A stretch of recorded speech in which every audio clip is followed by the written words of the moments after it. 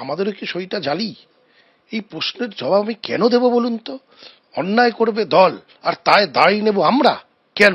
সন্দীপন সাহা আর এক বহিষ্কৃত তৃণমূল বিধায়ক এত দুর্নীতির পর কেন সই জালিয়াতি তা নিয়ে প্রশ্ন তুলেছিলেন। নিয়ম বহির্ভূত কাজ, যেটা আমরা মানব না, কাজ করে বহিষ্কার হলে স্বাগত বলেছিলেন সন্দীপন সাহা।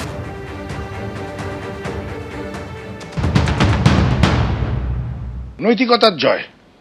নৈতিক কাজ করতে যদি বহিষ্কার হতে হয় এমন একটা অনৈতিক কর্মকাণ্ড করা দলের কাছে স্বাগত।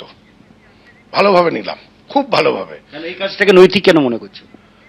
একটা অ্যাটেন্ডেন্স খাতাকে রেজলিউশনে পরিণত করে অনুপস্থিত বিধায়কদের নাম ব্লক লেটারে লিখে সাধারণ সম্পাদক অভিষেক বন্দ্যোপাধ্যায় তিনি সেটা মাননীয় অধ্যক্ষের কাছে পাঠিয়ে দিলেন রেজলিউশন হিসেবে।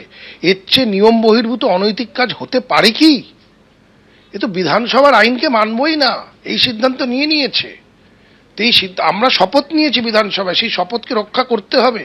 সেই শপথ রক্ষা স্বার্থে যেটা করার, হুইসেল ব্লোয়ার হিসেবে কাজ করা, সেটা আমি এবং ঋতব্রত ব্যানার্জি করেছি। বিবেকের দায় থেকে নিশ্চিতভাবে মানুষের প্রতি দায়বদ্ধতা, নিজের বিবেকের দায় এবং নিজের পরিবারের মুখের দিকে চেয়ে এই কাজ আমরা করেছি। কালকে যখন এই প্রশ্ন উঠছে, সই জালিয়াতির কথা বিভিন্ন জায়গায় উঠছে, আমাদেরকে তো শুনতে হচ্ছে আমাদেরও কি সইটা জালি? এই প্রশ্নের জবাব আমি কেন দেব বলুন তো? অন্যায় করবে দল আর তাই দায়ী নেব আমরা কেন? কিসের জন্য?